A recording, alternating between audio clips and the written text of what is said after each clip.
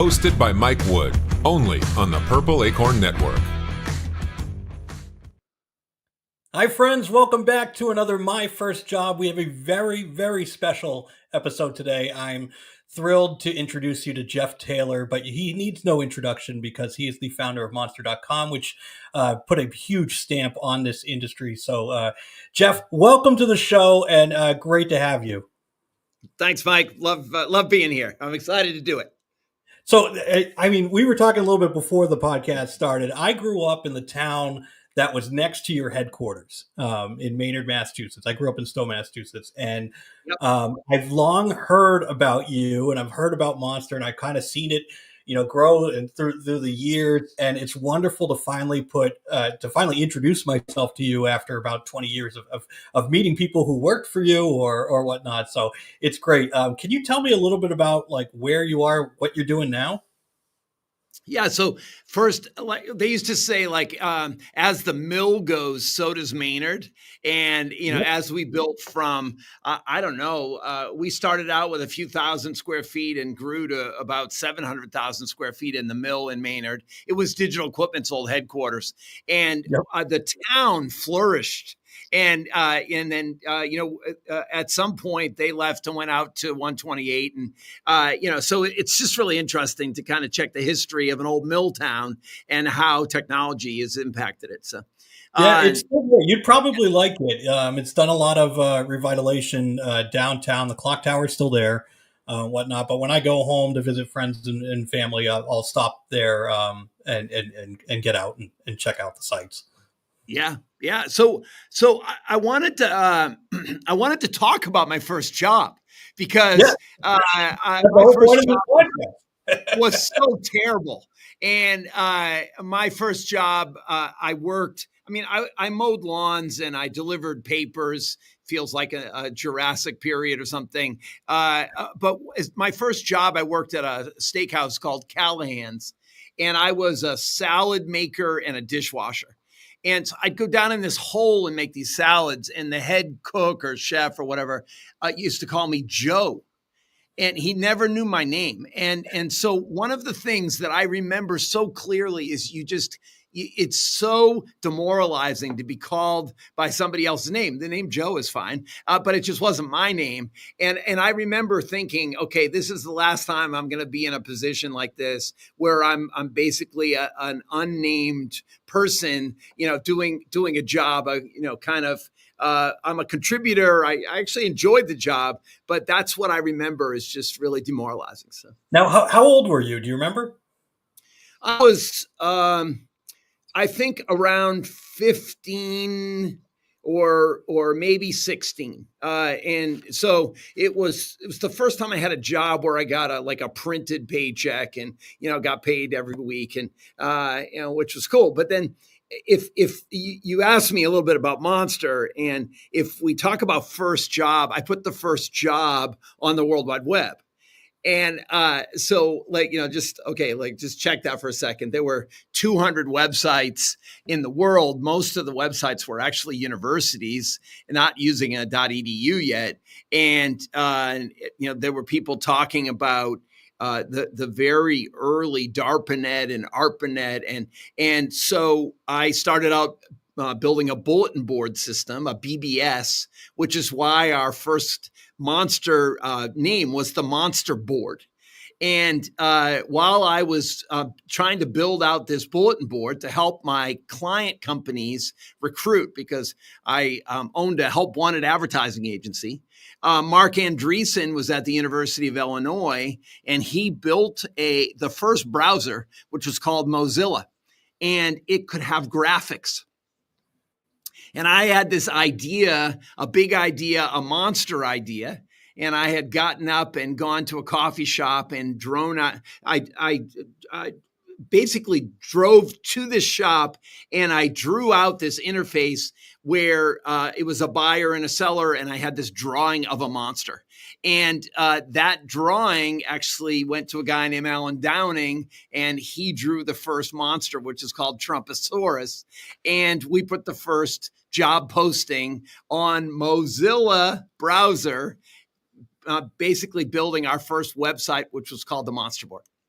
Now, was it a hit overnight, or was it something that like more and more people started? Like, tell me how the early days of Monster were. So no, it wasn't a hit overnight. In fact, we had clients. I placed help wanted ads in the newspaper. That was what my ad agency did, and so we took about 20 or 25 of our clients, had them each put up about 20 jobs. I think we really, at the end of the day, started with like 250 free job postings, and no one knew what the internet was. And so my clients who liked us said, sure, put it wherever you want. I don't know what it is.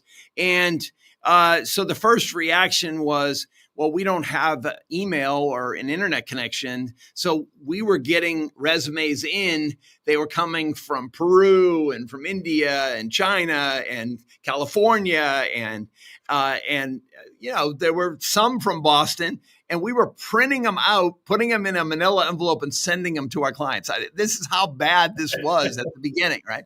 And so some of our clients said, I'm getting these like 8-page resumes from somewhere else in the world. We only want people applying for a job that are actually from Boston. So take our jobs down.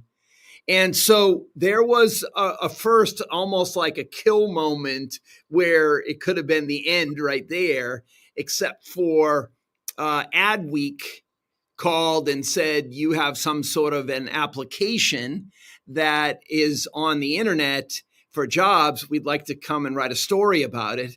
And unlike today, where they'd probably just call up and you do a video call like this, they came to the shop, they saw our monsters, they wrote a story. And that was the beginning of the first click, where we started to get some more traction. Then a few clients made hires. And so this is like, the MVP, like proof of concept. Yep. But my first salesperson was coming in saying, in tears, basically saying that they all day long, they were calling people up and people were basically listening to her story about the internet and then saying, thank you for teaching me about the internet. I don't have any interest in your product. I don't even know what your product is. And so there was this very difficult start. And, people say, oh, it's easy to start now. And it was very challenging when we started. And the newspapers were all the help wanted sections were, and that's where all the help wanted revenue went. And so it was really our job to migrate over the course of about 5 to 7 years, the place where you look for a job from the newspaper to Monster. But that's great because you were just like on the forefront of just like society in general was kind of moving that way. People were moving away from newspapers, but people forget that in the late 90s it was that AOL CD, and that's how people got online, and they didn't really do much except for read. And so you were trying to change this whole concept of what's possible. And I just love that. No question. And then people started liking the efficiency. It's interesting is that email usage and posting jobs and then also put the first resume on the World Wide Web. And so the concept of a resume database never existed before. Everyone always had their fancy, kind of letterhead resume on nice paper, would send it into a company. And so this is the first time you started to see resumes amassing behind a paywall like they do today, where companies could come in and search for people, not just the people that apply for jobs. And what is interesting, if I fast forward 30 years, is the buyer-seller patent and the resumes behind the paywall patent. Those two patents owned by Monster, but I created this software with a small team from a company called NetDaemons Associates. And that small team built the first technology, and that technology is where we got the patents. 30 years later, a lot of the businesses are still using the same pay to post a job and pay to search resumes behind a paywall. And so we see some kind of Jurassic activity now still happening, even though I kind of invented this space 30 years later. There's so much has changed, and yet everything is the same. And so we see opportunities here. Yeah, there's multiple job boards out there now. People are still going online to find those jobs like they would on Monster.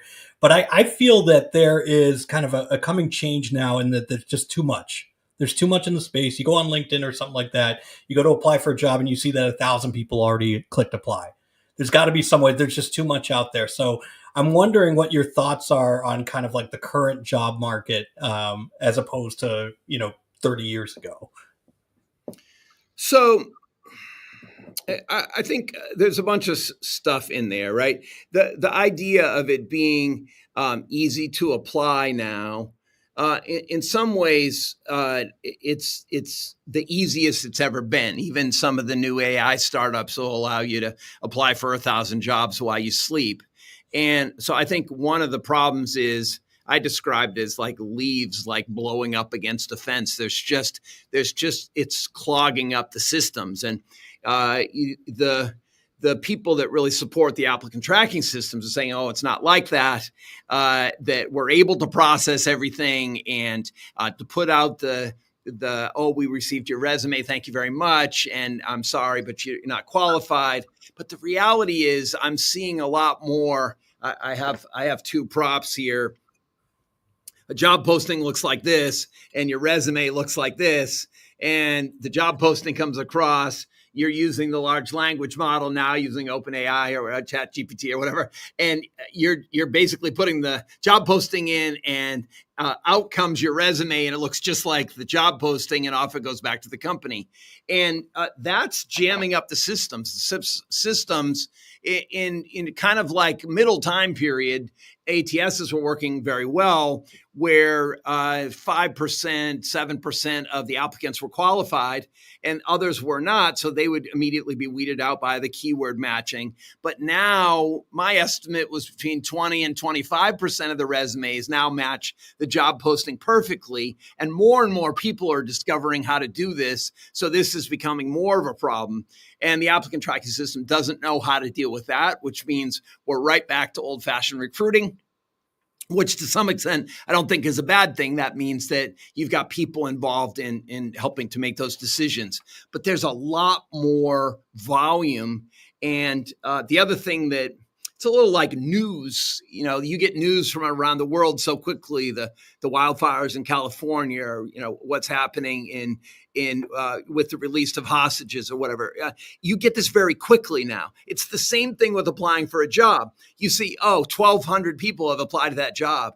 You never knew it before, but there were 1,200 people applying. You just didn't have the information, and having the information in this case is infuriating. It's frustrating. It's demoralizing. Yeah, I love hearing this, because this is validation for what I've been kind of like the HR tech Lorax that I've been like preaching against, not necessarily against AI, but it's not going to solve all your problems immediately. And that, ATS systems, yes, they can use AI to cull down their amount of resumes and pick the best candidates, but now the candidates also doing the same thing.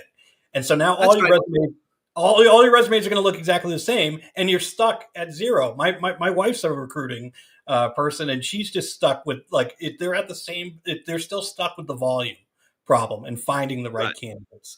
So I'm very curious to what happens next, and whether people go away from resumes somehow. If there's a different way to apply for a job, because it's almost like in our striving to make it easy to apply, we broke it. Yeah. So I've been thinking it's kind of the perfect storm now, where you have a resume. It's French. It means summary. The large language model, the transformers that can read that resume, don't want a summary. They want all of your information, what you're like, right? And the same problem with the job posting. The job posting, that term is not French, but it has the same summary problem, where there's a beautiful jobs requirement, or at least there should be, that sits behind a summary. And it's the summary battling the summary, with AI twisting each of those things to fight with each other. And the reality is there are very talented people and there are very interesting jobs, but the process is, I think, has the potential to melt down right now. Now, there are some ideas. If you follow me, Jeff Taylor Boom Band on LinkedIn, you'll see that I'm just teasing right now, some of the things. I have a posting called "Why is the system broken?" I have another posting. They're on my wall. Where does my resume go? And I have another one that's like, okay, here's the company posting. What happens to the company posting? And why does it get away from the company to turn into a ghost job? I think most actors are good actors in the system. All the writing right now is about bad actor, ghost jobs, and, I don't know, just everything's fake. And the reality is that there are still people that are finding jobs. So I have another posting that's basically called like "Step Back." And I'm saying go slow. The first thing is most people can't look for a job more than about 5 hours a week. If you are honest with yourself, waiting for a response does not count as hours in your career search.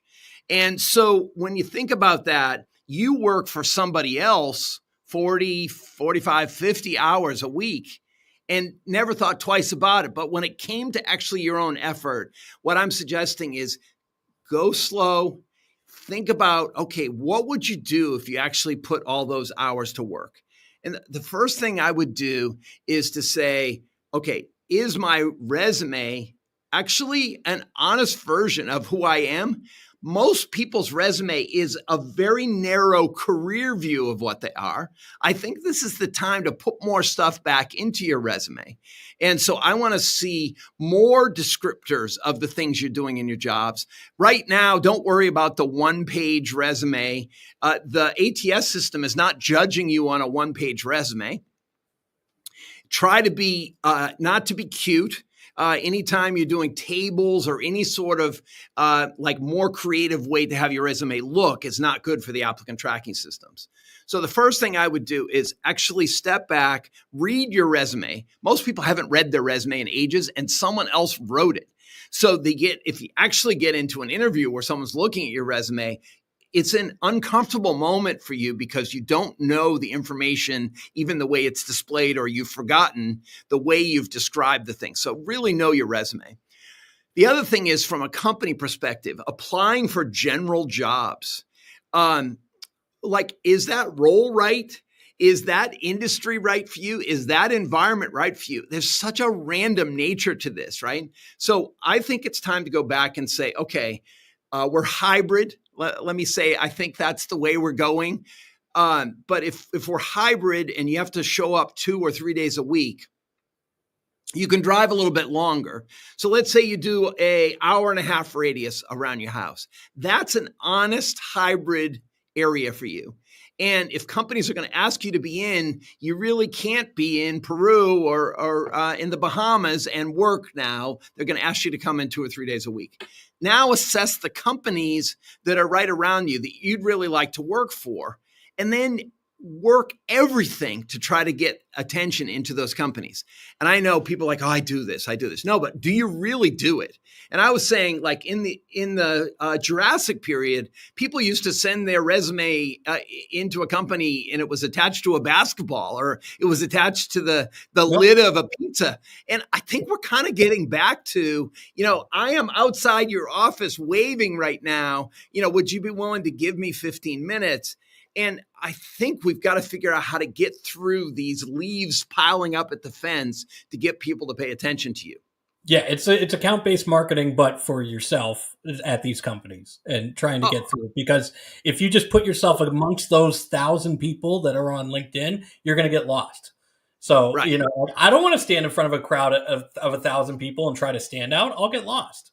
You got to have like purple hair or something that stands you out. Well, so my main thing is just go slow, be methodical about it. put more time into it, and then don't be like somebody just said to me, I'm supposed to apply for 60 jobs a week in order to collect unemployment, and it's Friday, and I'm just hitting easy apply like there's no tomorrow. And I just talked to somebody yesterday that's applied for 500 jobs and has had zero response. So there's a principle, right? The idea is not to keep doing the same thing and expecting a different result, right? This definition of insanity. And so you're going to have to do some things differently. So I think the first thing is work on that resume, try different versions of that resume. I'm not talking, you can use AI to mix up your resume, but you better damn well know what that says, because it's going to end up creating some strange things on the resume that'll get flagged. And then on the other side of it, I think you got to identify companies that you'd really like to work for. Now, also look nationally. What are the 10 companies that I would love to work for? And then I want you to think about putting more stuff into your resume. So I like to build stone walls. So on my resume, it says that I like to build stone walls. I also, I run a camp at Burning Man called Root Society. I put that I am the leader of a camp at Burning Man, and let me both describe 300 volunteers, full creative content, and over the course of 3 weeks that we bring the idea, we set it up, we party with 10,000 people, and then we tear it back down and it goes right back to dust. It's a perfect example of so many creative skills, grit, visualization. You can go on and on. And so I put that right on my resume. And so now someone is going to say, I don't want somebody that went to Burning Man. Okay, but maybe that's not the right company for you. But someone else will say, wow, Root Society, I have friends that stayed at your camp.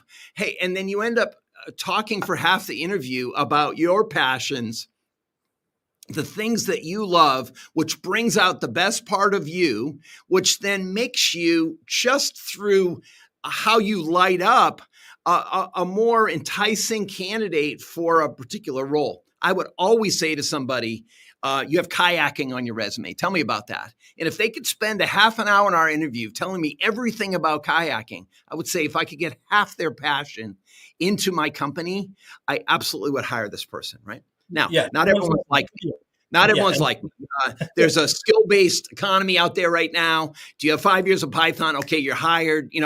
There's all different aspects of this. No matter what, this is an attention society. You have got to get their attention. Yeah. So, I mean, you have those basic, bars that you need to hit for the particular job that you're looking for. But what actually makes you is your authenticity. And so you need to come out and share your passions. Like, I'm an Eagle Scout. I still stay active in the Boy Scouts. I run a camporee every year with crazy events and stuff like that. And that's putting on an event. That's doing something outside of anything that I've ever really done in work. But I think once you talk about these things, you'll find out the kind of hidden talents that you might have that are going to bring you out. And so I love that you called that out. Right. Good. So I want to look at, people entering the workforce now, and, what do you see kind of happening? And do you have any advice for like the latest grads that are out there, or even late career workers? Yeah. I mean, we've been talking about some of it, but I think if you're coming out of school, there's an activity when you're in high school in order to get into college where you're basically saying, I need to take good classes and I need to have good grades, but that's only half of my story. And the other half of your story is that you're working for the yearbook, or you're, going out for some varsity sports. You actually create a narrative around you, and then an essay is the way you kind of bring together your learning and all that. You try to differentiate yourself to get into college. There's no difference when you're trying to get an entry-level job. You're competing with 25 or 30 other people that have come from whatever school the company is looking at. Like, so for me, I was in the Boston area. I always loved Northeastern. I like co-op students, right? So I would look for Northeastern, for example, right? But for you as an individual, whatever school you went to, that's going to be one of your characteristics when you say you graduated from that school. And then what else are you going to say because you don't have any work experience yet? So I think it's another example, just like when you were in high school, where you're going to have to repackage yourself and think about in college, what are you doing? Taking great classes, good major, but also I ran this organization. Like you said, I was a Boy Scout and I stayed with it. Every example, and the more creative, the better. One of the things that you want to do is try to bring out what you're like through your stories that you share in your interview process. You may not have a chance to share it in the interview process, so tell those stories through your resume.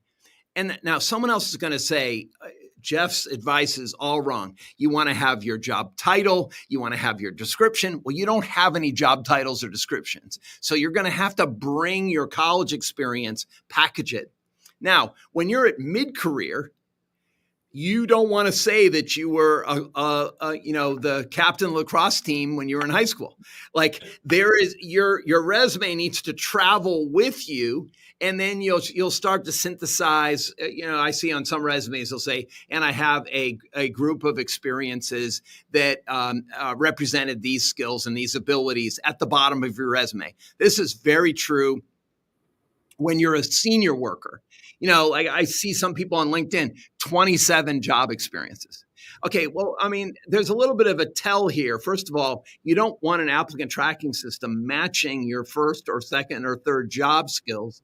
So you want to group those things at some point. Keep your resume traveling with you as you mature in your role or in your roles, as you grow in your career and you grow in your life.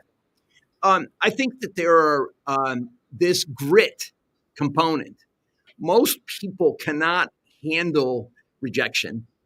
And I think rejection is in some ways, it is one of the most important things to get over in the job search process, especially right now where there's a little bit more balance between job seekers and employers. For 20 or even 30 years, most of us have experienced a low supply, high demand marketplace with, let's say, under 5% unemployment for a lot of those years, right?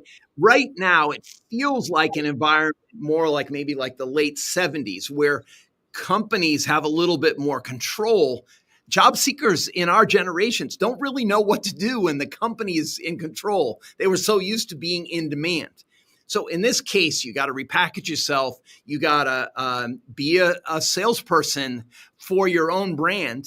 You got to make sure you build out that package and then be willing to take the rejection because it's going to take a certain amount of no's to get to that yes. Most people can't handle very many no's. And this is a time when you're going to have to let it kind of brush off the sides and keep going.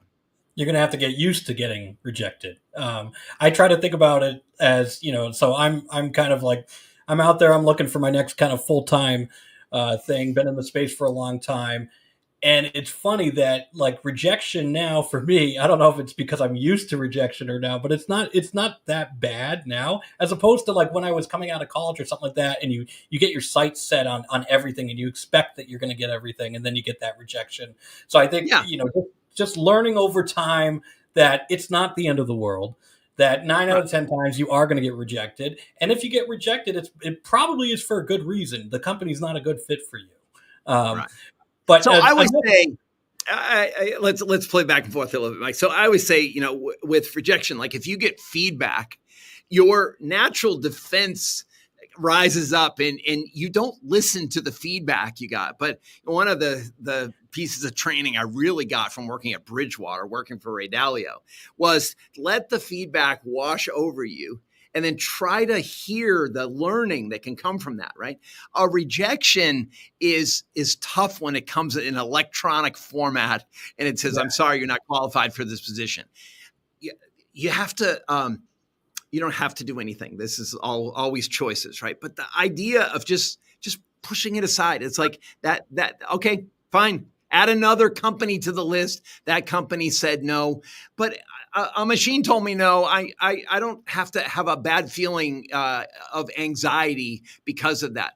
let's say you're going to get 100 machine no's, and you're going to get 8 people, human being no's, before you get to a yes, or before you get to a maybe. And the maybe may also be a no. And so I think this is where we're like climbing Everest in looking for a job right now, right? And you get to base camp and you're feeling all good about all your gear and everything, and then shit starts to happen, right? And so as those things happen, regroup, drop back, push again, regroup. And then I think what you're going to find is at mid-career is one of my recommendations is if you're in a job, stay in that job. This is not the time to have a temper tantrum and leave. And there are people that have the abilities and the confidence to say, this job's not right for me, I'm moving on. But you just need to know that the environment is a little different than it may have been when you were looking for a job 3 years ago or 5 years ago. And so that is just a recommendation is because of WorkFlex, there's hours that you can actually look for a job while you're working and still be responsible. And I'd recommend if you have that choice to do that. Yeah, I mean, we're all on LinkedIn. We're all on LinkedIn already, and seeing, what people are posting about it. You can kind of stealthily look for any opportunities that are out there. But I do want to shift gears a little bit and talk about your new company, Boom Band. Right. I know you're stealth, but what can you tell us about Boom Band?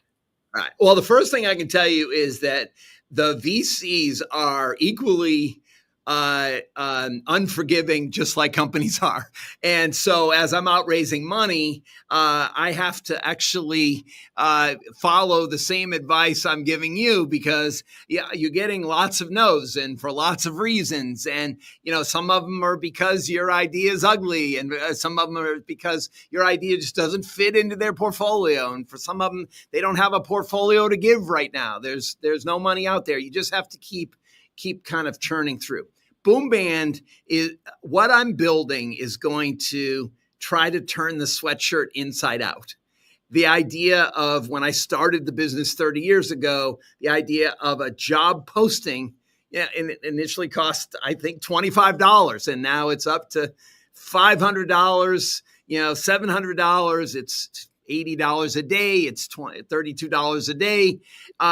The idea that this transformation has happened, but it's mostly stayed the same, I think we're going to have to get rid of the job posting, is my view. The idea of putting a sign in your front yard and hoping the people that drive by want to buy the thing that you're selling is very random. So I think we're going to have to be more predictive.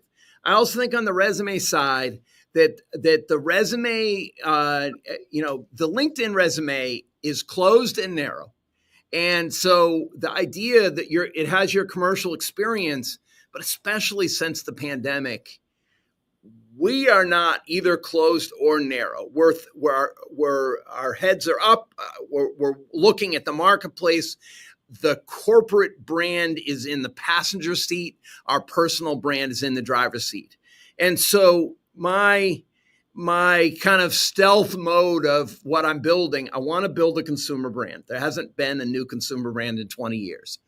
Boom Band, the name actually comes from the Dr. Seuss book, The Places You'll Go. At the end of that book, it says, don't go to the waiting place, go where the boom bands are playing. And I always loved that. It always felt like me, like, yes, go where the boom bands are playing. And that's part of my advice is to put yourself out there. That is what I'm like.